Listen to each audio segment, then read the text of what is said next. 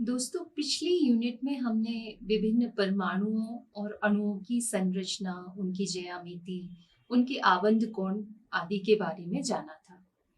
पर क्या आप जानते हैं ये अणु थ्री डायमेंशनल होते हैं, यानी त्रिविम में इनका जो अभिविन्यास है उसे हम बोर्ड पर या पेपर पर 2D में लिखते हैं। वास्तव में यदि आप किसी अणु की सही संरचना के बारे में जानना चाहते हैं तो आपको उसके 3D स्ट्रक्चर को जानना होगा।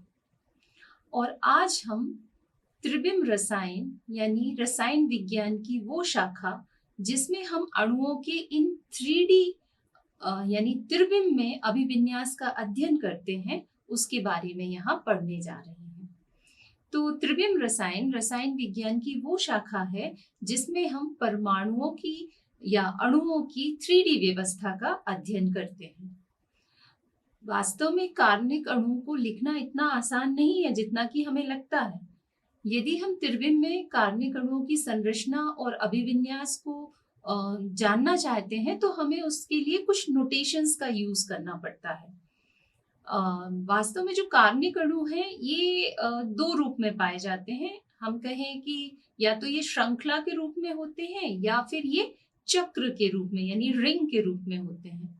तो यदि ये श्रृंखला के रूप में है तो इनको लिखने के लिए, इनका 3D स्ट्रक्चर कागज पर लिखने के लिए यानी 2D में लिखने के लिए हम कुछ नोटेशंस का जो यूज करते हैं उनमें से एक नोटेशन का नाम है वेज डैश नोटेशन, दूसरे को हम बोलते हैं न्यूमैन प्रोजेक्शंस, तीसरा हम कह सकते हैं सोहार्स प्रोजेक्शन या फिर फिशर प्रोजेक्शन से भी हम श्रृंखला संरचना को बता सकते हैं। और यदि हम चक्रीय संरचना को बताना चाह रहे हैं तो उसे भी बताने के लिए हम wedge dash notation, Haworth projection, chair conformation एवं बोर्ड कन्फर्मेशन के द्वारा उसके 3D स्ट्रक्चर को पेपर पर या बोर्ड पर लिख सकते हैं। तो चलिए हम यहाँ सीखते हैं कि कैसे कार्बनिक अणुओं की त्रिविम संरचना को विभिन्न नोटेशनों के द्वारा कागज पर उतारा जाता है। चलिए, तो इन कार्बनिक अणुओं की त्रिविम संरचना को कागज पर लिखने के लिए या बोर्ड पर लिखने के लिए जो हम सबसे पहला फॉर्मूला यूज कर रहे हैं वो है सोहार्स प्रक्षेप सूत्र, सोहार्स प्रोजेक्शन फॉर्मूला। तो देखिए ये सोहार्स प्रक्षेप सूत्र कैसे लिखा जाता है। हम जानते हैं कि कोई भी अणु जिसमें दो कार्बन है तो उसमें जो कार्बन कार्बन बंध है उसे बताने के लिए हम इस सूत्र में कागज के तल में एक तिरछी रेखा खींचते हैं। इस तिरछी रेखा को थोड़ा सा हम दाहिनी ओर झुकाते हैं, यानी जो हम रेखा खींचेंगे वो इस तरीके की होगी। ठीक है, अब इस रेखा के दोनों सिरे, ये जो सिरे हैं वो किसको बताते हैं? कार्बन परमाणु को बताते हैं। और सामने वाला जो कार्बन है जो नीचे की ओर है ये सामने वाले कार्बन को प्रदर्शित कर रहा है और दूर वाले कार्बन को हम दाहिनी ओर दूर वाले सिरे के रूप में मानते हैं। अब कार्बन की संयोजकता 4 होती है तो एक संयोजकता तो ये कार्बन कार्बन बंध द्वारा पूरी होगी, बाकी बची 3। तो प्रत्येक कार्बन के ये जो 3 समूह हैं उन तीनों समूहों को 3 रेखाओं के द्वारा प्रदर्शित किया जाता है और ये तीनों रेखाएं एक दूसरे के साथ 120 डिग्री का एंगल बनाती है। यानी यदि हम लिखना चाह रहे हैं CH3 तो ये मैंने बनाया कार्बन कार्बन बॉन्ड और इसके साथ अब ये जो 3 H हैं उनको बनाने के लिए मैं यहाँ पर 3 लाइंस बनाती हूँ। इन 3 लाइन के बीच का जो एंगल है वो कितना होना चाहिए? 120 डिग्री। ठीक इसी तरीके से अब जो दूसरा बनाती हूँ वो कैसे बनेगा? 1, 2 और ये 3। ठीक है, इस तरीके का रूप जिसमें आप यहाँ देखें दोनों हाइड्रोजन, जितने भी हाइड्रोजन है वो एक दूसरे से मिनिमम डिस्टेंस पर है, एक दूसरे के आमने सामने है। तो इस तरीके के रूप को हम कहते हैं ग्रसित रूप। कौन सा रूप? ग्रसित, इक्लिप्स्ड फॉर्म। यहाँ आप देख रहे हैं कि आपको ये वाई शेप दिखाई दे रहा होगा। तो ये जो वाई शेप के जितने भी हाइड्रोजन है वो एक दूसरे के कैसे होते हैं, आमने सामने होते हैं। जबकि दूसरा फॉर्म, एक और फॉर्म बन सकता है जिसमें ये आपका कार्बन कार्बन हो गया और कार्बन से जुड़े हुए ये 3 हाइड्रोजन को हम इस तरीके से बताएंगे। पर यहाँ जो बाद वाला कार्बन, जो हमारे सामने वाला कार्बन है, इस पर जो हाइड्रोजन है उनको हम इस तरीके से लिखेंगे कि वो एक दूसरे से मैक्सिमम डिस्टेंस पर रहें। तो उसे बताने के लिए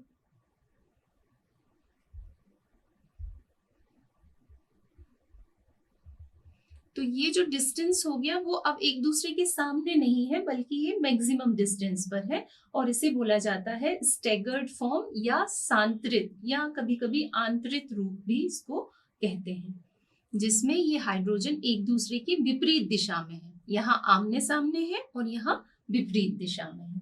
तो ये है हमारा सौहार्द प्रक्षेप फॉर्मूला, जिसकी सहायता से हम किसी भी कार्बनिक अणु के त्रिविमीय संरचना को बोर्ड पर या कागज पर लिख सकते हैं। चलिए अब बात करते हैं न्यूमैन प्रक्षेपण की। न्यूमैन प्रक्षेपण में कार्बन अणु की त्रिविमीय संरचना को कागज पर बताने के लिए हम क्या करते हैं, अणु को सामने से देखते हैं। और इस कार्बनिक अणु को जब हम सामने से देखते हैं तो हमारी आंखों के सामने यानी आंखों के पास आने वाले कार्बन को हम एक डॉट यानी एक बिंदु से प्रदर्शित करते हैं और इससे जुड़े हुए जो 3 समूह हैं, जैसे हम अभी किसका स्ट्रक्चर यहाँ पर लिख रहे हैं, एथेन का CH3 सिंगल बॉन्ड CH3। तो इसको बताने के लिए सबसे पहले हम इसको इस तरीके से देख रहे हैं कि एक कार्बन हमारे आंखों के सामने है और दूसरा कार्बन उसके जस्ट आगे की ओर है। तो जो पास वाला कार्बन है उसे हम डॉट से बताते हैं और इससे जुड़े हुए 3 हाइड्रोजन को हम लाइंस के द्वारा इस प्रकार प्रदर्शित करते हैं कि उनके बीच जो एंगल है वो कितनी डिग्री का हो, 120 डिग्री का। ठीक है। अब हमारी आंखों से जो दूर वाला कार्बन है उसे बताने के लिए हम एक छोटा सा सर्कल बनाते हैं। ठीक है। और इस सर्कल से जुड़े हुए, मतलब इस कार्बन से जुड़े हुए तीनों समूहों को हम इसकी परिधि से टच कराते हुए लाइंस बनाते हैं।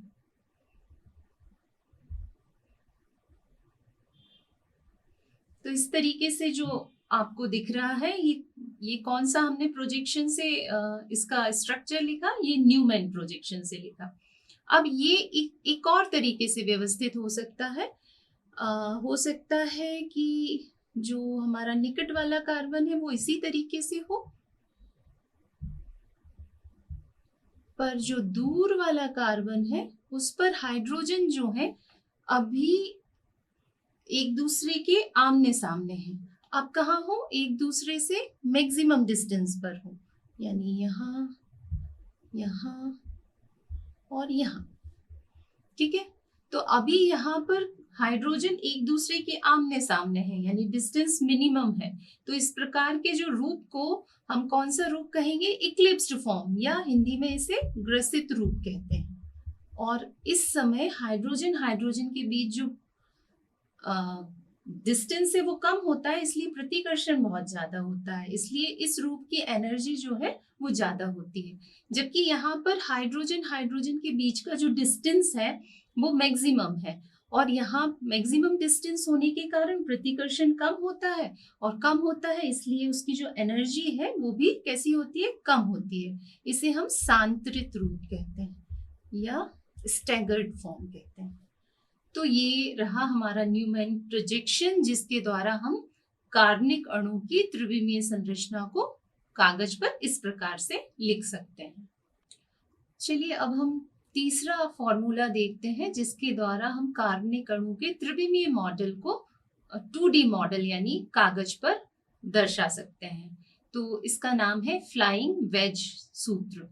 फ्लाइंग वेज सूत्र में हम त्रिविमीय मॉडल को दर्शाने के लिए हम सहसंयोजक आबंधों को सरल रेखाओं के अतिरिक्त वेज के द्वारा भी प्रदर्शित करते हैं। जो समूह या प्रतिस्थापी त्रिविमीय संरचना में होते हैं, तो उनमें से आप देखेंगे दो तो कागज के तल में ही होते हैं, दो एक ही प्लेन में होते हैं, जबकि एक प्रतिस्थापी हमारे तल से बाहर की ओर और एक प्रतिस्थापी तल से अंदर की ओर होता है।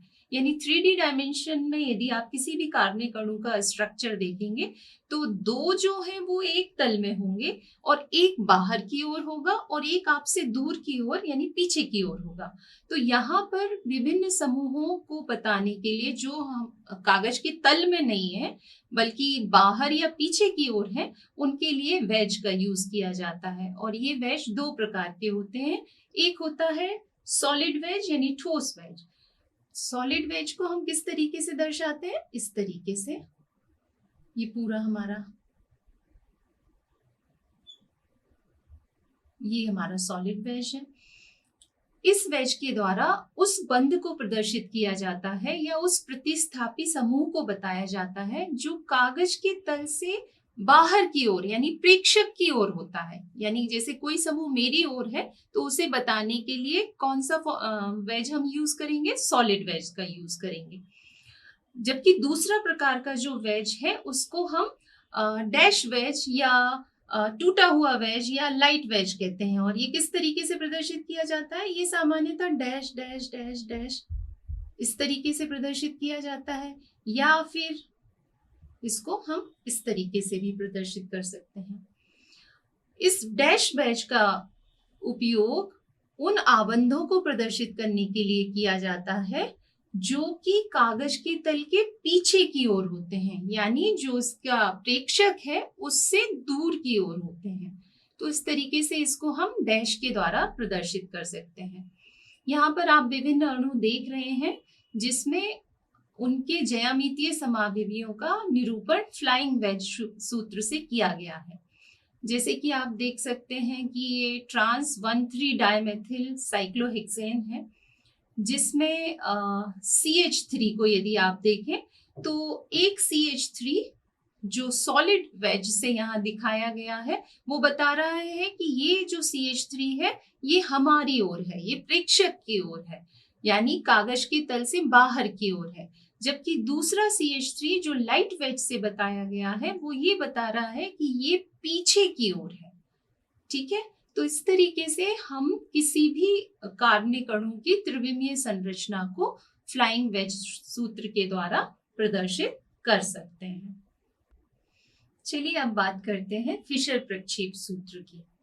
फिशर प्रक्षेप सूत्र का उपयोग सामान्यतः उन कार्बनिक अणुओं की त्रिविमीय संरचना को द्विविमीय सूत्र में प्रदर्शित करने के लिए किया जाता है जिनमें असममित कार्बन परमाणु होते हैं। यानी कि किरेल कार्बन अणुओं के लिए इस प्रकार के सूत्र का उपयोग किया जाता है। इस सूत्र को जर्मन रसायनज्ञ फिशर द्वारा प्रस्तुत किया गया था, इसीलिए इसे फिशर प्रक्षेप सूत्र कहते हैं। सामान्यतः इस सूत्र का उपयोग उन कार्बनिक अणुओं के विन्यास को प्रकट करने के लिए किया जाता है जिनमें एक से अधिक असममित कार्बनिक अणु परमाणु होते हैं। इसमें कार्बनिक अणु को हम क्षैतिज और ऊर्ध्वाधर रेखाओं द्वारा प्रदर्शित करते हैं। जहां ये क्षैतिज और ऊर्ध्वाधर रेखाएं एक दूसरे को काटती हैं वहां किरेल कार्बन परमाणु होता है। यानी ऐसा माना जाता है कि जहां पर ये रेखाएं एक दूसरे को काट रही हैं वहां पर किरेल कार्बन परमाणु है, असममित कार्बन परमाणु है। क्षैतिज रेखाएं कागज के तल से हमारी ओर आने वाले आबंधों को बताती हैं तथा ऊर्ध्वाधर रेखाएं उन आबंधों को बताती हैं जो हमसे दूर यानी कागज के तल के पीछे की ओर है। फिशर प्रक्षेप को हम ये जो वेज फॉर्मूला था, संदर्श सूत्र थे या वेज सूत्र थे, उनसे भी हम इनको अदल बदल कर सकते हैं, यानी इनको आपस में चेंज कर सकते हैं। यदि हम संदर्श सूत्र की ठोस रेखाएं जो कागज के तल में है और वेज जो कागज के ठोस वेज जो कागज के बाहर की ओर है और जो लाइट वेज है वो कहाँ होता है? कागज के पीछे की ओर होता है। और फिशर प्रक्षेप में बदलने के लिए चलिए हम देखते हैं कि उनको कैसे हम बदल सकते हैं। तो इसके लिए हम एक उदाहरण लेते हैं। इस उदाहरण में यहाँ पर आपको ये अणु दिखाई दे रहा है जिसमें जो प्रेक्षक है उस प्रेक्षक के आप देख सकते हैं कि कुछ एक प्रतिस्थापी प्रेक्षक के बाईं ओर है और एक प्रतिस्थापी समूह जैसे कि OH वो दाईं ओर लिखा है। तो जब हम इसको फिशर प्रक्षेप सूत्र में बदलते हैं तो हम उन प्रतिस्थापी को जो प्रेक्षक की बाईं ओर थे उन्हें बाईं ओर लिखते हैं और जो प्रेक्षक की दाईं ओर थे उन्हें दाईं ओर लिखा जाता है। ऊपर और नीचे के प्रतिस्थापियों को बिल्कुल वैसी ही स्थिति में लिखा जाता है जैसे वो हैं और जहां तक संभव होता है हम कोशिश करते हैं कि अणु की जो मुख्य कार्बन श्रृंखला है वो ऊर्ध्वाधर रूप में लिखी जाए और उसमें भी जो उसका कार्बन नंबर 1 है वो ऊपर स्थित हो। उदाहरण के लिए आप यहाँ पर देख रहे हैं कि जो CH3C2H5 है इसको हमने किस तरीके से बताया है। मैं सबसे पहले यहाँ पर लिखती हूँ कि प्रेक्षक को कैसे दिख रहा है। ये हमारा कार्बनिक अणु है जिसमें ये 2 प्रतिस्थापी हैं। एक को हमने सॉलिड वेज से बताया है OH को और यहाँ पर एक हमने किस तरीके से बताया है डैश वेज से। तो ये है हमारा H और यहाँ पर जो प्रेक्षक है वो उसको देख रहा है। ठीक है, तो यहाँ आप देख सकते हैं कि इसको जब हम फिशर में बदलेंगे तो सबसे पहले हम एक ऊर्ध्वाधर रेखा लेंगे जो हमारी इस कार्बन श्रृंखला को बताएगी। तो यहाँ पर सबसे ऊपर CH3 है उसको हम वैसे ही का वैसा लिखेंगे और ये कार्बन कहाँ पर होगा जहाँ पर क्षैतिज रेखा इसको काटेगी। तो ये किरेल कार्बन हो गया हमारा और ये लास्ट में आया C2H5। ठीक है, अब इसमें जो समूह इसके दाईं ओर है उसको हम दाईं ओर लिखेंगे। तो यहाँ OH कहाँ है राइट हैंड साइड है तो हमने राइट हैंड साइड लिखा और H कहाँ है लेफ्ट हैंड साइड है तो हमने उसको लेफ्ट हैंड साइड लिखा। तो इस प्रकार हम विभिन्न सूत्रों को फिशर प्रक्षेप सूत्र में बदल सकते हैं और किसी भी अणु की त्रिविमीय संरचना को यहाँ पर लिखा जा सकता है। तो दोस्तों अभी हमने बात की ऐसे कार्बनिक अणु जिनकी श्रृंखला संरचना थी, सीधी श्रृंखला के रूप में थे, उनके त्रिविमीय संरचना को हमने द्विविमीय संरचनाओं में लिखने के विभिन्न तरीके देखे। जिस तरीके से श्रृंखला संरचना को लिखा है ठीक उसी प्रकार से चक्रीय संरचना को भी हम द्विविमीय संरचना में लिख सकते हैं। तो चक्रीय संरचनाओं की त्रिविमीय स्ट्रक्चर को जब हम द्विविमीय में लिखते हैं तो उसके लिए भी जो हम नोटेशन यूज करते हैं उसमें पहला है चक्रीय वेज डैश नोटेशन।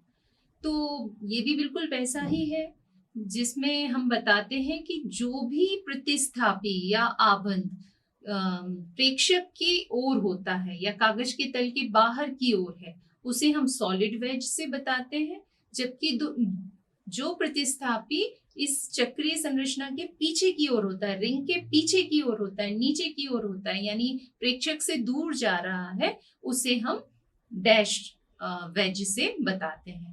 यहाँ आप ये स्ट्रक्चर देख रहे हैं जिसमें आपको दिख रहा है कि OH को सॉलिड वेज से बताया है, यानी कि ये रिंग के बाहर की ओर है, जबकि जो CH3 है ये डैश वेज से बताया है। इसका मतलब ये किस प्रकार है, ये रिंग के पीछे की ओर स्थित है। तो हम किसी भी चक्रीय संरचना को भी कागज पर लिख सकते हैं। ठीक है, अब दूसरा आता है हॉवर्थ प्रोजेक्शन। हॉवर्थ प्रोजेक्शन सामान्य रूप से सुगर यानी शर्करा के लिए उपयोग किए जाते हैं। हम जानते हैं कि जो शर्कराएं होती हैं जैसे कि ग्लूकोज, सुक्रोज आदि, ये चक्रीय संरचना बनाती हैं।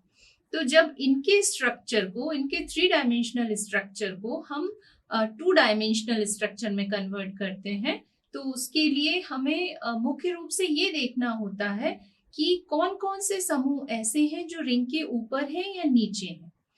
तो हॉवर्थ प्रोजेक्शन में भी हम चक्रीय वेज डैश संकेतन के जैसे ही हम यूज करेंगे, यहाँ पर अनुमान लगाएंगे।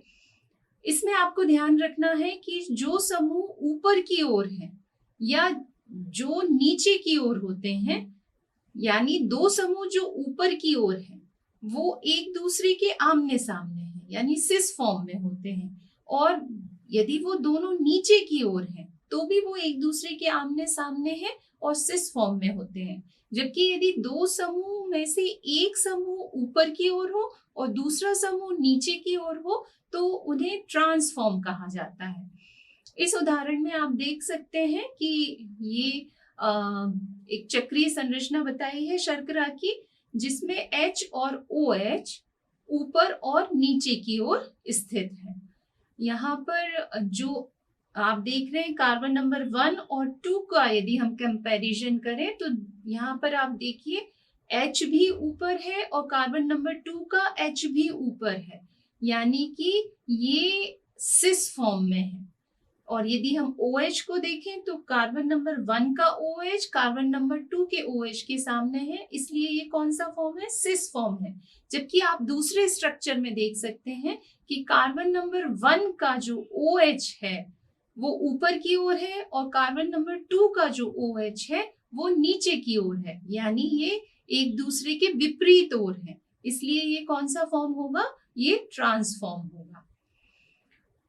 इसके अलावा चक्रीय संरचनाओं को बताने के लिए हम चेयर कन्फर्मेशन का भी उपयोग करते हैं। चेयर कन्फर्मेशन में हम चक्रीय संरचना को इस प्रकार से लिखते हैं कि उसका चेयर जैसा एक स्ट्रक्चर बन जाए। इसमें जो रिंग होती है और रिंग में जो कार्बन के बीच का जो कोण होता है, उसमें जो प्रत्येक कोण है वो कार्बन को बताता है, और उस कार्बन से जुड़े हुए समूहों को हम दो प्रकार से लिख सकते हैं। एक तो सीधे यानी अक्षीय रूप में, और दूसरा उस कागज के तल में यानी अनाक्षीय रूप में। ठीक है, तो इसमें सामान्यतः विभिन्न साइक्लोहेक्सेन के स्ट्रक्चर को बताने के लिए हम चेयर कन्फर्मेशन का उपयोग करते हैं। यहाँ आप देख सकते हैं कि इस फॉर्मूले में जो आपको H दिख रहे हैं, यदि H ऐसा खड़ा हुआ है, एक्सियल पोजीशन में है, तो ये अक्षीय होगा, एक्सियल होगा। जबकि यदि H तल में है तो ये इक्विटोरियल होगा, अनाक्षीय होगा। ठीक है, तो इस प्रकार हम विभिन्न चक्रीय संरचनाओं को चेयर कन्फर्मेशन में बता सकते हैं। दोस्तों, अभी हमने बात करी चेयर कन्फर्मेशन की, यानी कुर्सी संरूपण की। जिस तरीके से हमने कुर्सी संरूपण को लिखा, ठीक उसी तरीके से हम चक्रीय संरचना को नौका संरूपण में भी लिख सकते हैं, यानी बोट फॉर्म में भी लिख सकते हैं। जैसे यदि हम साइक्लोहेक्सेन का यहाँ नौका संरूपण बनाना चाहें तो वो किस तरीके से बनता है? वो इस तरीके से बनेगा।